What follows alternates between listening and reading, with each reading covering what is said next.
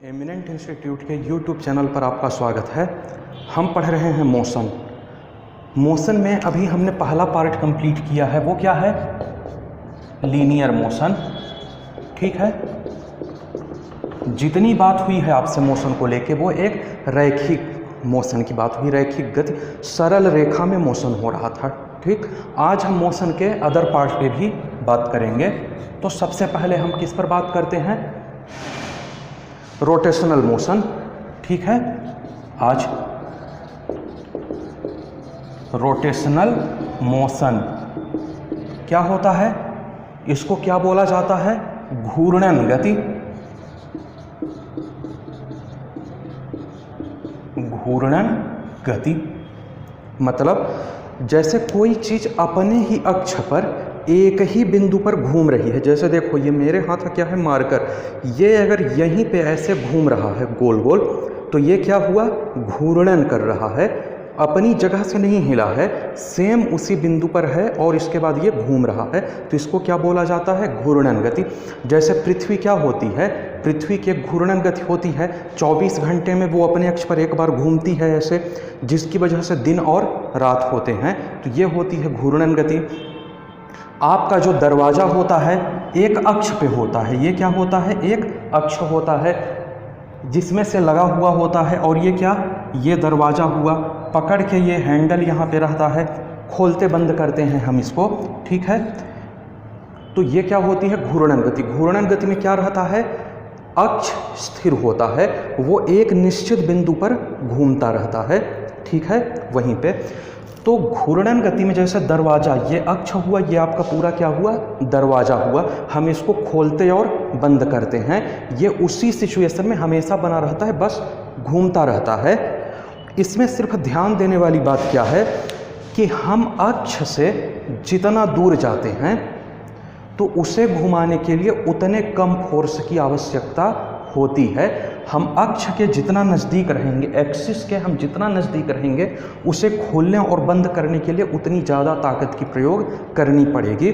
कभी प्रैक्टिकल करके देखना, आपके घर में दरवाज़ा जो लगा रहता है, तो दरवाजे का जो आखिरी सिरा होता है, आप उसको पकड़ के खोलते या बंद करते हो, या उसमें जो हैंडल लगा रहता है, हम हैंडल को पकड़ते हैं, उसमें से खोलते बंद करते हैं। हैंडल भी लगभग आखिरी में ही लगा रहता है, तो वहाँ से हम आसानी से दरवाजे को खोल या बंद कर लेते हैं कम ताकत के साथ। लेकिन कभी आप बिल्कुल अक्ष के पास, एक्सिस के पास नज़दीक में, जहाँ से वो घूमता बंद कर होता है, जैसे ये हुआ, ये एक्सिस हुई, आप बिल्कुल यहाँ से पकड़ के खोलने और बंद करने की कोशिश करना, आपको ज़्यादा ताकत का प्रयोग करना पड़ेगा। ठीक है, तो ये था, सिंपल सा था घूर्णन गति। इसके बारे में ज़्यादा कुछ आता नहीं है। ठीक है, दूसरा आता है, थर्ड होता है, कौन सा? पीरियोडिक और वाइब्रेशनल मोशन। क्या होता है ये? पीरियोडिक का मतलब क्या होता है? आवर्त। और वाइब्रेशन का मतलब क्या होता है? कंपन गति। ठीक है, आवर्त गति या कंपन गति क्या होती है?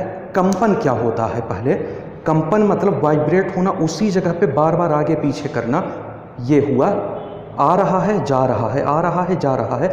जब यही प्रोसेस काफ़ी तेज़ी से होती है तो इसको हम क्या बोलते हैं? वाइब्रेशन, कंपन बोलते हैं इसको। ठीक है, और आवर्त भी क्या होता है? पीरियोडिक भी। पीरियोडिक में भी एक बार आता है, जाता है। जैसे झूला हुआ आपका, आप झूले पे सभी लोग बचपन में बैठे होंगे या आपके घर में होगा, क्या होता है उसमें?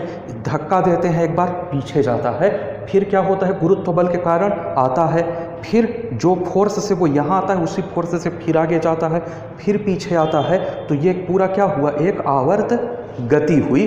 घर में घड़ी जो होगी, पेंडुलम होगा, तो पेंडुलम में होता है आवर्त। तो ये सब क्या हो गई? आवर्त गति हो गई। जैसे हम पेंडुलम का एग्जाम्पल लेते हैं, देखो ये हुआ आपका कील हुआ, कुछ भी समझ लो, एक्सिस हो गया। यहाँ से धागे में एक पेंडुलम लटकाया जाता है, लटका हुआ है, या झूला भी ऐसे ही होता है। झूला क्या करते हो आप? किसी चीज़ में रस्सी से बांधते हो नीचे, ठीक है, तो ये क्या होता है? ये यहाँ तक जाता है, फिर उसके बाद क्या होता है, वापस आता है, फिर यहाँ तक जाता है और फिर वापस यहाँ पे आता है।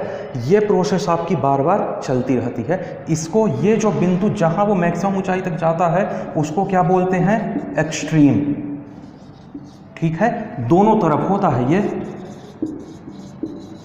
एक्सट्रीम या पीक पॉइंट। ठीक है, जिस धागे में बांधा जाता है उसकी कोई लंबाई होगी, पेंडुलम जिस धागे में बांधा जाएगा उसकी क्या होगी, कोई लंबाई होगी।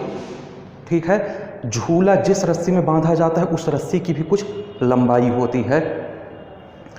अब इसका आवर्तकाल क्या होता है, पेंडुलम का आवर्तकाल। आवर्तकाल होता क्या है, मतलब जब आप प्रारंभिक बिंदु से जा रहे हो वापस यहीं तक आ रहे हो तो ये क्या होता है, आवर्तकाल। एक आवर्त मतलब एक चक्र आपका पूरा हो गया। ठीक है, पेंडुलम में एक चक्र कैसे पूरा होता है, पहले क्या था, यहाँ पे था साम्य स्थिति बोलते हैं इसको। साम्य स्थिति से एक तरफ गया दाएं या बाएं, फिर वहाँ से वापस लौटेगा, फिर से अपनी साम्य स्थिति में आएगा, यहाँ से दूसरे एक्सट्रीम पॉइंट तक गया, फिर से न्यूट्रल पोजीशन में आया। तो ये जो पूरा चक्कर हुआ, यहाँ से चला यहाँ तक गया, इसके बाद फिर यहाँ आया, यहाँ गया और यहाँ तक आया। ये पूरा क्या होता है, एक चक्र होता है। ठीक है, ये नीचे ऊपर गया नीचे आया, फिर से ऊपर गया नीचे आया, तो ये पूरा का पूरा क्या होता है, एक आवर्त काल। और इसका फार्मूला क्या होता है, T = 2 पाई √L/G। ठीक है, तो T को क्या बोलेंगे, टाइम पीरियड। टाइम पीरियड मतलब आवर्त काल। L क्या हो गया, लेंथ। जिस डोरी में, जिस रस्सी में या धागे में बंधा हुआ है आपका लोलक या पेंडुलम, उसे क्या बोलते, उसकी लंबाई को लेंथ है। G क्या हो गया, ग्रेविटी, गुरुत्व बल। तो अब आप देखो क्या होता है, अगर आपने L को बढ़ा दिया, मतलब आपने झूले की रस्सी को ज़्यादा बड़ा कर दिया, तो क्या होगा, आपका झूला ज़्यादा दूर तक जाएगा और आने जाने में उसको ज़्यादा समय लगेगा। पेंडुलम आपका ज़्यादा दूर तक जाएगा आएगा, उसके पास ये ज़्यादा एक्सेस मिल गया, यहाँ तक जाएगा फिर आएगा, तो उसका जो आवर्तकाल रहेगा वो क्या होगा, बढ़ेगा। 2 क्या है, कांस्टेंट है, इसकी कोई इसकी वैल्यू वेरी नहीं करेगी। पाई की वैल्यू वेरी नहीं करती है, ये भी कांस्टेंट होता है। वेरी किसकी वैल्यू करती है, L की और G की। L क्या हुआ, अगर आपने L बढ़ा दिया तो आपका टाइम पीरियड क्या होगा, बढ़ जाएगा। क्या होता है ये, डायरेक्टली प्रोपोर्शनल टू L होता है। अगर आपने धागे या डोरी की लंबाई बढ़ाई तो पेंडुलम का आवर्तकाल बढ़ेगा। अगर हम इसकी लंबाई अनंत कर दें, अगर धागे की लंबाई अनंत कर दी जाए तो आपका आवर्तकाल क्या हो जाएगा, अनंत हो जाएगा। अगर धागे की लंबाई 0 कर दें तो आवर्तकाल 0 हो जाएगा। क्योंकि देखो, अब कोई पेंडुलम जब डायरेक्ट, ये क्या हो गया हमारा, एक्सिस हुआ, अगर एक्सिस से ही चिपका हुआ है, इसके बीच में कोई गैप नहीं है, तो क्या मूव करेगा, ये कहाँ इधर जाएगा कहाँ इधर जाएगा। आने जाने के लिए कुछ तो स्पेस होना चाहिए, तब तो ये ऐसे गोल मूव करेगा। देखो ये बिंदु हुआ, अगर हमने यहीं पे कर दिया, कोई गैप ही नहीं दिया, तो मूव ही नहीं करेगा। मूव करने के लिए क्या चाहिए, कम से कम कुछ तो चाहिए। तो ये इधर गया, ये इधर गया, ठीक है। तो धागे की लंबाई 0 करने पर आवर्तकाल 0 हो जाएगा। धागे की लंबाई इनफाइनाइट करने पर आवर्तकाल इनफाइनाइट हो जाएगा। और दूसरा आवर्तकाल किस पे डिपेंड करता है, इनवर्सली प्रोपोर्शनल टू G होता है। गुरुत्व बल, गुरुत्व बल क्या करता है, वस्तु को अपने नज़दीक खींचता है।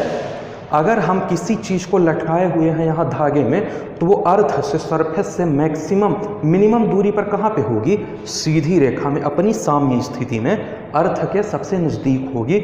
ये जितना इधर जाएगी अर्थ से उतना दूर जाएगी, तो अर्थ इसको अपनी ओर आकर्षित करती है।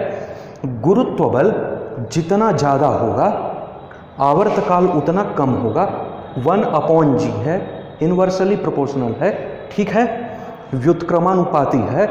गुरुत्व बल जितना ज़्यादा होगा आवर्तकाल उतना कम होगा, गुरुत्व बल जितना कम होगा आवर्तकाल उतना ज़्यादा होगा। जैसे हमारी धरती से कम गुरुत्व बल कहाँ है? चंद्रमा पर है, ठीक है।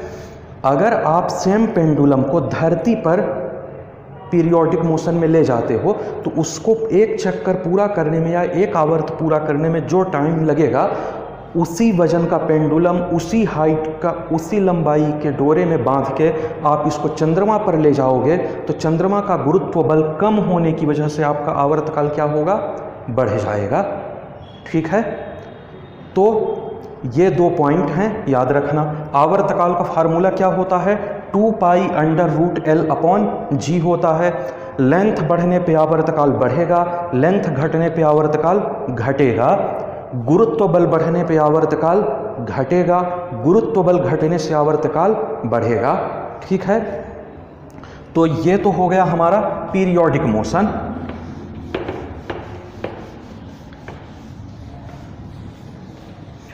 अब पीरियोडिक मोशन में एक होता है सेकंड लोलक या सेकंड पेंडुलम। क्या होता है ये? सेकंड पेंडुलम, ठीक है, सेकंड लोलक।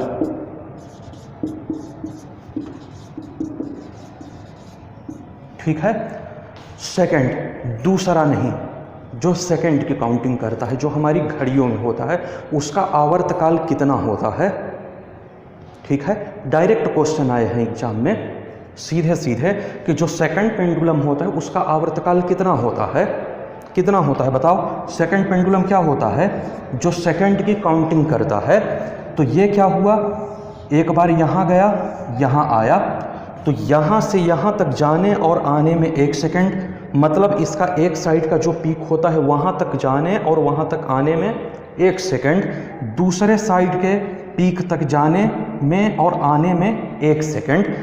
तो टोटल आवर्तकाल कितना हो गया इसका? 2 सेकंड का फिक्स होता है। जो सेकंड पेंडुलम होता है उसका आवर्तकाल 2 सेकंड का फिक्स होता है। एक साइड का आवर्तकाल मतलब अपने मूल बिंदु से अधिकतम ऊंचाई तक एक तरफ जाने और आने में 1 सेकंड लगता है, दूसरी तरफ अधिकतम ऊंचाई तक जाने और वहां से वापस आने में 1 सेकंड। तो पूरा आवर्तकाल कितना हुआ? 2 सेकंड का। अगर आपसे सिर्फ ये पूछा जाए कि मूल स्थिति से किसी भी साइड अधिकतम ऊंचाई तक जाने में कितना लगता है, तो वहाँ पे लगता है आधा सेकंड, ठीक है। तो ये था हमारा पीरियोडिक मोशन, ठीक है, लोलक से रिलेटेड। अब हम आ जाते हैं चौथे पे, जो सबसे ज़्यादा जरूरी है, सर्कुलर मोशन।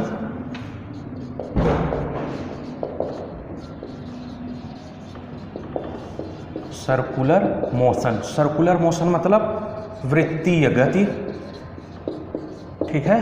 देखो अभी आपने क्या पढ़ा था? रोटेशनल मोशन, घूर्णन गति। उसमें क्या होता है कि अपने अक्ष पे, मतलब एक एक्सिस पे यहीं पे गति हो रही है, गोल गोल घूम रहा, ये है, ये ऐसे घूम रहा है, ये क्या हुआ? घूर्णन गति। लेकिन जब एक एक्सिस से एक बराबर दूरी, कांस्टेंट डिस्टेंस पे कोई ऑब्जेक्ट मूव कर रहा हो, क्या हुआ यहाँ पे?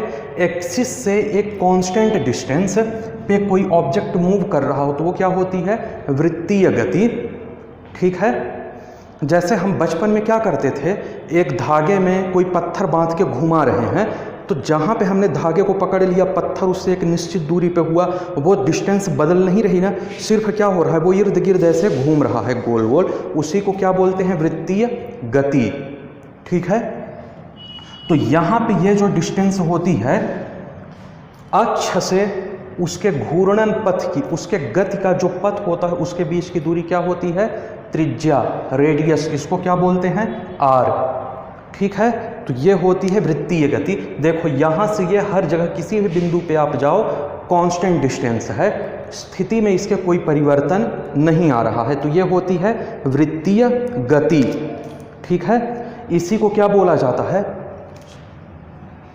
एंगुलर सर्कुलर मोशन, ठीक है। अब देखो जो आपका अगर ये राइट डायरेक्शन में घूम रहा है, ठीक, एंटी क्लॉकवाइज मोशन में, तो क्या होगा, ये यहाँ पे लगेगा, इसका बल यहाँ लगेगा, इस पॉइंट पे बल यहाँ लगा, ये यहाँ लगा, तो ये बल का जो दिशा है, डायरेक्शन, वो बार बार बदल रहा है।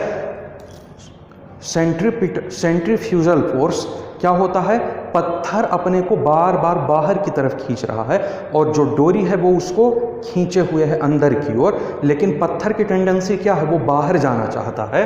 तो हर बिंदु पर क्या होता है, ऑब्जेक्ट बाहर की ओर जाना चाहता है, ठीक है। इसको क्या बोलते हैं, v, एंगुलर वेलोसिटी, ठीक है। यहाँ पे ये क्या हुआ, एंगुलर वेलोसिटी, एक एंगल में ये घूम रहा है, ठीक है। तो अब देखो, जब हम धागे को बिल्कुल एक समान गति से घुमाते हैं तो ये क्या हो रहा है, घूम रहा है, मतलब उसकी गति में क्या हुआ, कोई परिवर्तन नहीं हुआ है। और जब गति में परिवर्तन नहीं होता तो एक्सीलरेशन क्या होता है, शून्य होता है। लेकिन वो कब होता है, सिर्फ लीनियर मोशन में। लीनियर मोशन में जब वेग परिवर्तन शून्य हो, वेग में या वेलोसिटी में कोई परिवर्तन नहीं हो रहा है, कांस्टेंट है, तो एक्सीलरेशन क्या रहेगा, शून्य रहेगा। जब यहाँ पे वेलोसिटी कांस्टेंट है, ठीक है। लेकिन यहाँ पे सर्कुलर मोशन में नहीं होता, यहाँ पे एक्सीलरेशन शून्य नहीं होता। एक कांस्टेंट स्पीड से भी मूव कर रहा है कोई ऑब्जेक्ट सर्कुलर मोशन में, इसके बाद भी यहाँ पे एक्सीलरेशन जीरो नहीं होता, ये याद रखना पॉइंट। यहाँ पे एक्सीलरेशन हर क्षण बदल रहा होता है, हर एक पॉइंट पे एक्सीलरेशन बदल रहा होता है। ये कैसी गति होती है, एक्सीलरेटिव मोशन। कैसी गति होती है ये, एक्सीलरेटिव मोशन, ठीक है। त्वरणीय गति,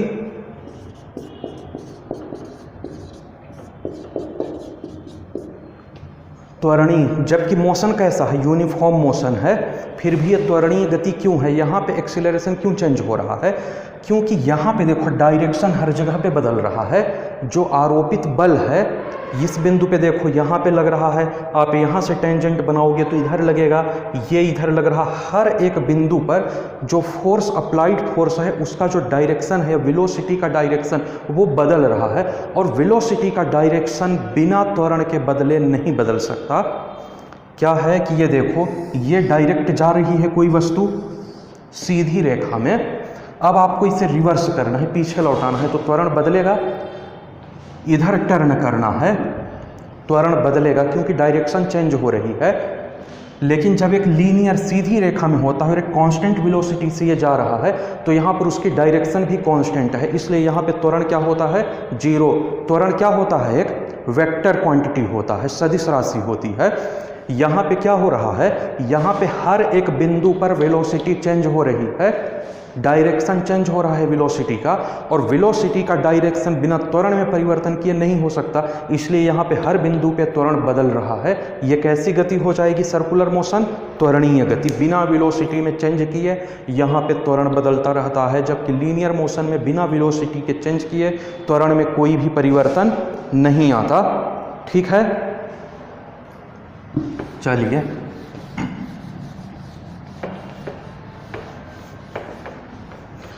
अब आ जाओ, देखो ये क्या हुआ, एक सर्कुलर पाथ हुआ, ये इसका एक्सिस हुआ, केंद्र बिंदु, ये क्या हुआ, इसका रेडियस हुआ, ये पॉइंट ए है, ठीक है। ये क्या है, बिंदु ए है। यहाँ से कोई ऑब्जेक्ट चलना शुरू किया, कहाँ पहुँचा, पॉइंट बी तक, इस रास्ते से होते हुए ये पॉइंट बी तक पहुँचा। कितना एंगल बनाएगा, थीटा। कोणीय विस्थापन, इसको क्या बोला जाता है, एंगुलर डिस्प्लेसमेंट, कितना हुआ, यहाँ से यहाँ तक पहुँचा, थीटा। आर क्या है, रेडियस, ठीक है। थीटा क्या है? एंगुलर डिस्प्लेसमेंट,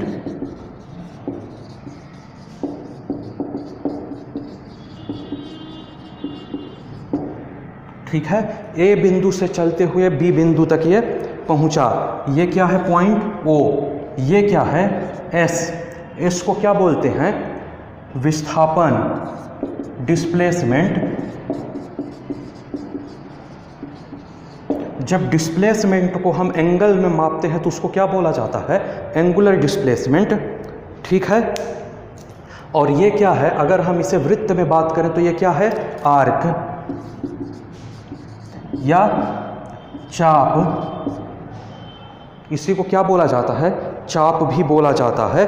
डिस्टेंस है एस, डिस्टेंस को भी एस से हम डिनोट करते हैं। यहां से यहां तक पहुंचने में कुछ टाइम टी लगा होगा। टाइम क्या लगा? टी लगा, ठीक है। तो एंगुलर वेलोसिटी क्या हो जाएगी? एंगुलर वेलोसिटी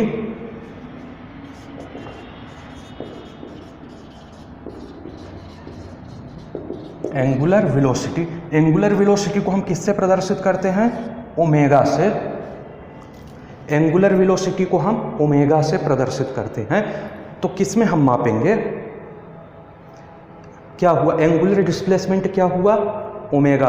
वेलोसिटी क्या होती है? Displacement upon time. अब चूंकि यहाँ पे जो मोशन हो रहा है वो एंगल में हो रहा है या सर्कल में हो रहा है, तो यहाँ पे क्या हो जाएगा? Angular displacement theta. यहाँ से ये जीरो से इस एंगल तक पहुँचने में कितना टाइम लगा? टी। तो ये हो जाएगा angular velocity theta upon T. और इसको एंगुलर वेलोसिटी को हम प्रदर्शित किससे करते हैं? ओमेगा से, ठीक है। अब क्या होता है? जो थीटा होता है कोणीय एंगुलर डिस्प्लेसमेंट हुआ। अब इसको क्या हम कर सकते हैं? ओमेगा अपॉन टी है, sorry omega equal to theta upon T है। थीटा की वैल्यू क्या हो जाएगी?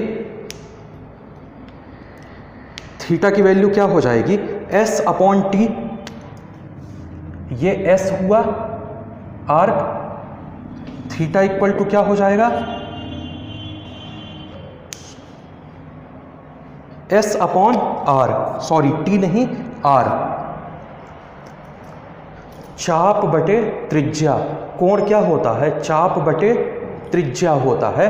अगर हम यही यहां पे पुट कर दें तो ये क्या हो जाएगा? कोण की माप क्या होती है? ये चाप हुआ एस, चाप बटे त्रिज्या। अगर हम थीटा की वैल्यू पुट करें इसमें तो क्या हो जाएगा? ये omega equals to S upon R T. S upon T क्या होता है? एस क्या हुआ? डिस्प्लेसमेंट। डिस्प्लेसमेंट अपॉन टाइम क्या होता है? Velocity. Velocity equal to S upon T. क्या होता है? लीनियर वेलोसिटी, एंगुलर नहीं, लीनियर वेलोसिटी। तो हम यहाँ पे वेलोसिटी की वैल्यू v रख सकते हैं। तो ओमेगा इक्वल टू क्या हो जाएगा? v upon R. ओमेगा की वैल्यू हो गई v अपॉन आर, ठीक है। एंगुलर वेलोसिटी क्या हो गई हमारी? लीनियर वेलोसिटी को आपने रेडियस से डिवाइड कर दिया तो हमें क्या मिल गया? एंगुलर वेलोसिटी मिल गई, ठीक है। इसका आप क्रॉस मल्टीप्लिकेशन भी कर सकते हो।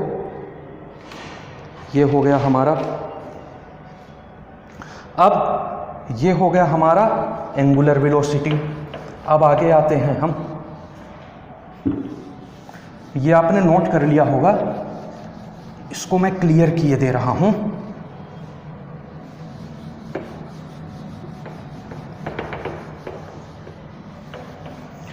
एंगुलर एक्सीलरेशन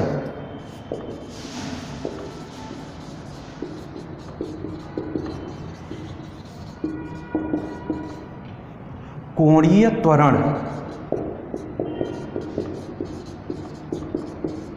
कोणीय त्वरण को किससे डिनोट किया जाता है? अल्फा से। कोणीय त्वरण को अल्फा से डिनोट किया जाता है।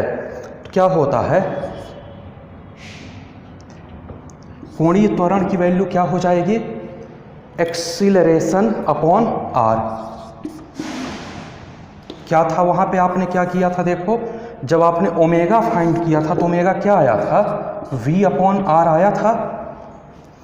आपने क्या किया था, एंगुलर डिस्प्लेसमेंट के लिए नॉर्मल लीनियर डिस्प्लेसमेंट में आपने रेडियस को डिवाइड कर दिया था। ऐसे ही यहाँ पे एंगुलर एक्सीलरेशन निकालने के लिए हम क्या करेंगे, नॉर्मल एक्सीलरेशन, लीनियर एक्सीलरेशन को हम रेडियस से डिवाइड कर देंगे। ठीक है, अब इसमें आता है एक अगला, या लिख लिया ना आपने, एंगुलर एक्सीलरेशन क्या होता है, एंगुलर एक्सीलरेशन को हम अल्फा से डिनोट करते हैं और इसकी वैल्यू क्या होती है, लीनियर एक्सीलरेशन अपॉन रेडियस। ठीक है, चलिए अब आते हैं हम पांचवें टाइप पे। हमने 4 टाइप का मोशन पढ़ा, लीनियर पढ़ा, घूर्णन पढ़ा, और क्या पढ़ा, पीरियोडिक, और ये भी हमने देखा सर्कुलर मोशन। पांचवें पे आते हैं, projectile motion. Projectile motion, projectile motion का मतलब क्या होता है, प्रक्षेप्य गति। प्रक्षेप्य गति, तो प्रक्षेप्य का मतलब क्या होता है, प्रक्षेप्य का मतलब होता है कि ये आप अर्थ पे खड़े हुए हो, ठीक है, यहाँ पे आपका पॉइंट ए है, यहाँ से आपने कोई भी वस्तु उठा के फेंका, क्या फेंका आपने, ऊपर की तरफ फेंका, तो ये कहाँ जाएगा, ये आपका ऐसे जाएगा, फिर ऐसे गिरेगा, ये देखो ऐसे जाके किस बिंदु पर गिरा, ये बी बिंदु पे। आप क्या करोगे, जैसे देखो आप कुछ भी होता है, बॉल को ही क्रिकेट में आपने देखा होगा, क्या करते हैं, उठा के फेंकते हैं, या क्रिकेटर जब अपने बैट से बॉल पे हिट करता है तो क्या होता है, यहाँ पे बॉल होती है, वो फ्लाई करते हुए जाती है और फिर उसके बाद एक मैक्सिमम ऊंचाई तक पहुँचती है, फिर उसके बाद धीरे धीरे नीचे आना शुरू होती है। मतलब जब यहाँ से हमने फोर्स लगा के फेंका तो अब हमारा फोर्स गुरुत्व बल से ज़्यादा है, तो वस्तु क्या होगी, आगे की तरफ बढ़ती जाएगी और ऊपर की ओर बढ़ती जाएगी। फिर इसके बाद क्या होगा, जब हमारा बल और गुरुत्व बल दोनों इक्वल हो जाएंगे तो क्या होगा, मैक्सिमम हाइट पे पहुंच जाएगी, और उसके बाद हमारा बल कम होने लगेगा, गुरुत्व बल बढ़ने लगेगा, तो ये नीचे की ओर गिरती जाएगी और कुछ दूरी तक ये आके नीचे गिर जाएगी। तो इसी को क्या बोलते हैं, प्रक्षेप्य गति, कि ये किस स्पीड से गया, कहाँ तक आया। ठीक है, तो ये जो मैक्सिमम पॉइंट होता है जहाँ पे ये सरफेस से हाईएस्ट डिस्टेंस पे होती है या मैक्सिमम डिस्टेंस पे होती है, इसको क्या बोला जाता है, मैक्सिमम हाइट, मैक्स हाइट, अधिकतम ऊंचाई। ठीक है, इसको क्या बोला जाता है, ये जो हॉरिजॉन्टल इस बिंदु से इस बिंदु की दूरी होगी, ये क्या होती है, रेंज, या इसी को हिंदी में क्या बोलते हैं, परास। आपका जो ऑब्जेक्ट था वो कहाँ से कहाँ तक गया, जैसे आप लोग भाला फेंकते हो, गोला फेंकते हो, बॉल फेंकते हो, कुछ भी फेंकते हो, तो ये यहाँ से कहाँ चला आया, यहाँ तक, तो जितनी दूरी तक गया उसको क्या बोला जाता है, परास, रेंज। ठीक है, इसको क्या बोलते हैं, जब तक ये ऑब्जेक्ट ऊपर की ओर जा रहा था, यहाँ से लेके यहाँ तक, इसको क्या बोला जाता है, असेंड, ऊपर की ओर। ठीक है, जब ये मैक्सिमम पॉइंट पहुंचता है उसके बाद नीचे आना शुरू करता है, इसको क्या बोला जाता है, डिसेंट। डिसेंट, नीचे की तरफ आ रहा है। ठीक है, यहाँ पे ये किसी एंगल पे फेंका गया होगा ऊपर की ओर, थीटा, इस एंगल को क्या बोला जाता है, थीटा। अब अगर हम यहाँ पे आते हैं, देखो क्या हुआ, ये एक लाइन हुई, ये एक्स एक्सिस होता है, ये क्या होता है, वाई एक्सिस, ये 0 होता है। इसे अगर हम थीटा लें और कुछ वेलोसिटी से आपने फेंका होगा, आपने जो कोई ताकत लगाया होगा, तो कुछ गति से ये गया होगा, v होता है, v को क्या बोलते हैं, वेग। ठीक है, वेलोसिटी, आपने किसी न किसी वेलोसिटी से फेंका होगा ऑब्जेक्ट, ऐसा तो था नहीं कि आपने ऐसे ही गिरा दिया 0 पे, तो कहाँ जाएगा, जाएगा ही नहीं ऊपर। ठीक है, तो आपने एक ताकत लगाई, वेलोसिटी से ये गया, तो इसको क्या बोला जाता है, जो हॉरिजॉन्टल होता है इसको v cos थीटा, और ये जो होता है इधर v sin थीटा। ठीक है, जो वर्टिकल होता है ये क्या होता है, force v sin theta, horizontal को v cos थीटा। ठीक है, तो ये यहाँ पे भी लगेगा v sin थीटा, यहाँ पे v cos थीटा। ठीक है, प्रोजेक्टाइल में। अब यहाँ पे क्या क्या होता है ये देखो, एक मिनट रुकना।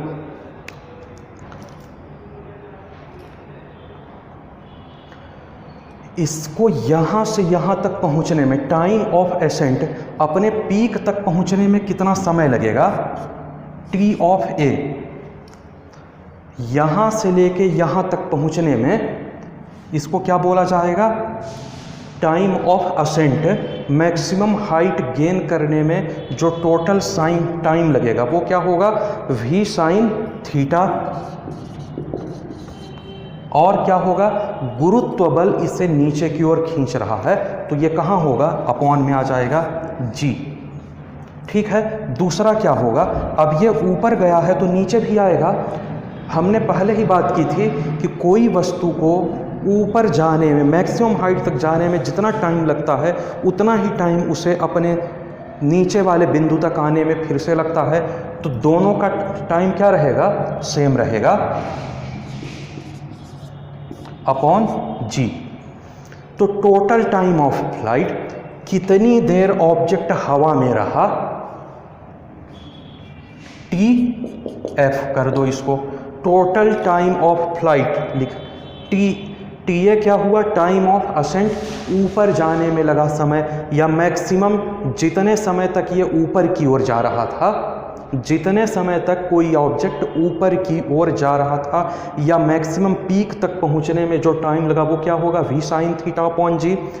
जितना समय ऊपर जाने में लगा था उतना ही समय नीचे आने में भी लगेगा, तो ये हो जाएगा v cos थीटा अपॉन जी। अब दोनों को अगर आप ऐड कर दो तो हमें टाइम ऑफ फ्लाइट मिल जाएगा, कितने समय तक वह हवा में था। क्या हो जाएगा, ये दोनों को ऐड कर दो, T A plus T D. भाई यहाँ से यहाँ तक गया, फिर यहाँ से यहाँ तक आया, तो आप ये टाइम और ये टाइम ऐड कर दो, तो क्या मिल जाएगा हमें,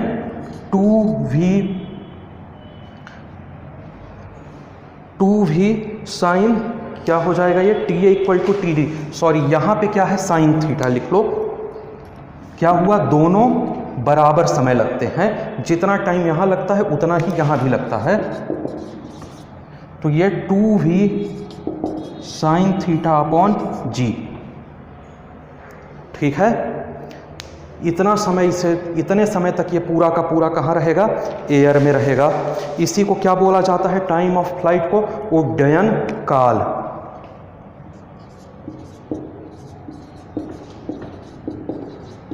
ठीक है, उड्डयन काल, जितने समय तक ये हवा में रहा था, ये क्या हुआ, टोटल जब वो समय, जितने समय में ये ऊपर की ओर जा रहा था, या उतना समय जितने में ये अपने मैक्सिमम पीक पॉइंट तक पहुंचा। मैक्सिमम पीक से लोवेस्ट पॉइंट तक आने में लगा समय, दोनों इक्वल होंगे। ठीक है, टोटल टाइम, जितने टाइम तक वो हवा में रहा, उड़ता रहा, उड्डयन करता रहा, तो ये क्या हो जाएगा, टोटल टाइम ऑफ फ्लाइट। ठीक है, तो दोनों को आप ऐड कर दो तो ये हो गया हमारा उड्डयन काल। अब एक सवाल उठता है कि जो मैक्सिमम हाइट है, अधिकतम ऊंचाई क्या होगी, अगर आपने किसी ऑब्जेक्ट को फेंका हवा में इस तरीके से, तो वो मैक्सिमम हाइट कितनी कवर करेगा। ये देखो, ये जो हाइट है ये क्या होगी, तो मैक्सिमम हाइट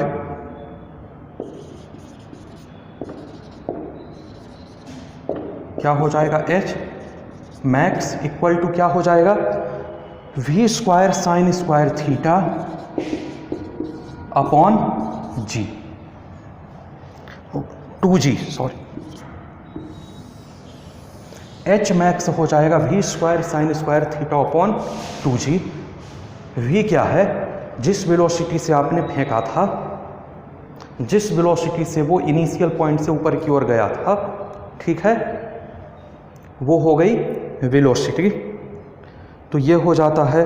अब हॉरिजॉन्टल रेंज, ये तो हमें क्या मिला कि अधिकतम ऊंचाई कितनी तय करेगा, दूसरा ये हुआ एक, दूसरा यहाँ से यहाँ तक की दूरी क्या होगी, रेंज इसकी क्या होगी, कितनी दूर जाके गिरेगा,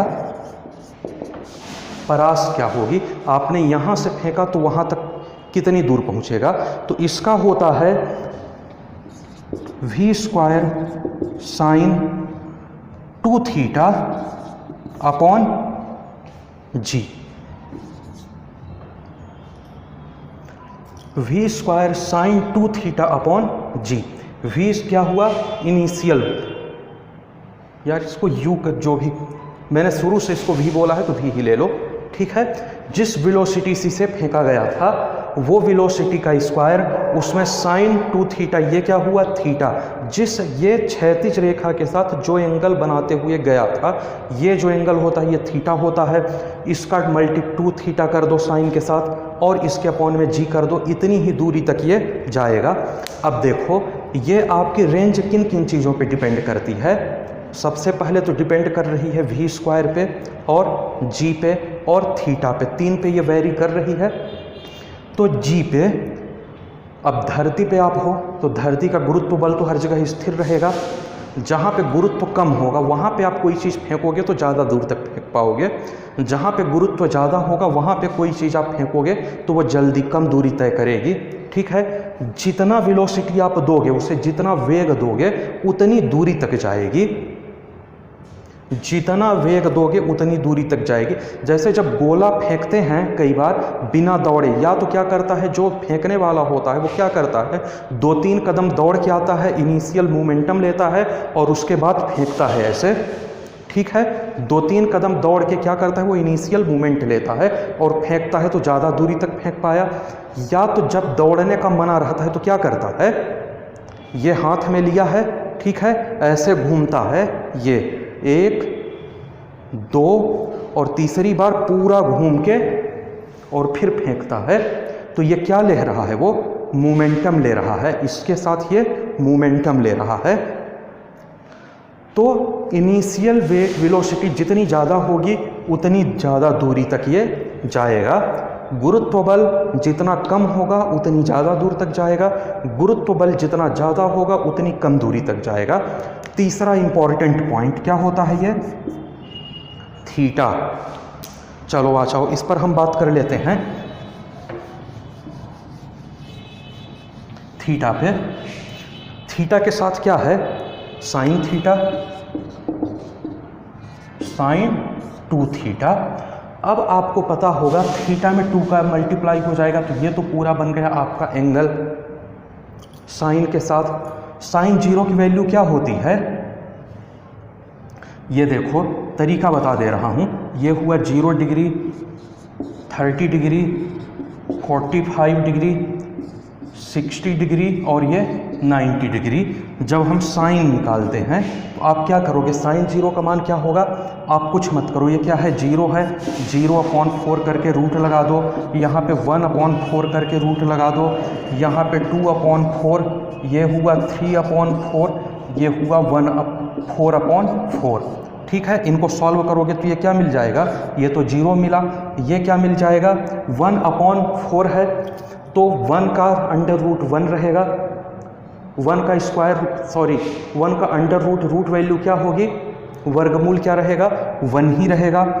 4 का वर्गमूल क्या हो जाएगा 2, तो ये साइन 0 की वैल्यू 0, साइन 30 की वैल्यू 1/2, साइन 45 की वैल्यू ये क्या हो जाएगा 1/2, 1 का 1 यहाँ पे √2 हुआ, ये 3 तो √3 रहाएगा, ये हो जाएगा 2, साइन 90 डिग्री क्या हो जाएगी, ये 1 तो ये हो जाएगा 1।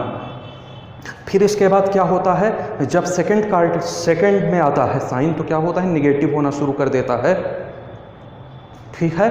तो साइन की वैल्यू अब हम आगे बढ़ाएंगे तो वो निगेटिव में, और वैसे भी आप पीछे की तरफ तो फेंकोगे नहीं, आप तो इधर ही फेंकोगे, तो आपके पास कितना सिर्फ 90 डिग्री का एंगल बनता है, 90 से बीच में फेंकोगे या 90 से ज़्यादा पे फेंक दोगे।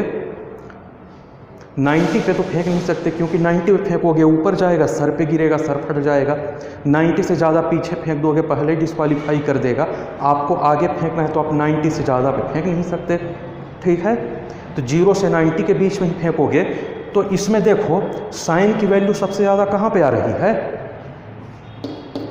साइन 90 पे। तो हम पूरा थीटा की वैल्यू क्या कर सकते हैं, मतलब 2 थीटा इक्वल टू 90 से ज़्यादा हम नहीं ले सकते। अगर हमें अधिकतम दूरी फेंकनी है तो 2 थीटा की वैल्यू क्या होनी चाहिए, 90। तो थीटा की वैल्यू क्या हो जाएगी, 45 डिग्री। अगर आप गोले को या किसी ऑब्जेक्ट को 45 डिग्री के एंगल से फेंक रहे हो, ये रखो हाथ में, इनिशियल मोमेंटम दो और क्या करोगे, हाथ को ऐसे ले आके, प्रैक्टिस से बार बार होता है, इसको क्या करोगे 45 डिग्री के एंगल पे फेंकोगे। मतलब जो आपका हाथ, सपोज करो कि आपका हाथ यहाँ पे है, आप इसको ऐसे फेंकोगे, ये 45 डिग्री, यहाँ पे थीटा इक्वल टू 45 डिग्री ले लो। इस एंगल पे आप फेंकोगे तो आपका जो गोला है वो मैक्सिमम दूरी तय करेगा, ठीक है। तो ये क्वेश्चन भी आता है। तो यहाँ से हमारा ये मोशन का पार्ट ख़त्म होता है। अब हम मोशन के सबसे इम्पॉर्टेंट पार्ट पे आएंगे। ये तो उतना इम्पॉर्टेंट नहीं था, फिर भी हमने NCERT बेस्ड पूरा का पूरा कवर कराया है। किसी भी एग्ज़ाम के पॉइंट ऑफ व्यू से हमने 100% यहाँ पे दिया है, ठीक है। अब अगला पार्ट जो सबसे इम्पॉर्टेंट है वो लॉ ऑफ मोशन। न्यूटन दादा ने जो नियम दिए थे, क्या हैं, फिजिक्स के जो पितामह दादाजी हैं, उन्होंने जो 3 गति के नियम दिए थे न्यूटन ने, उसके बारे में अब हम अगली क्लास में बात करेंगे। Okay, thank you class.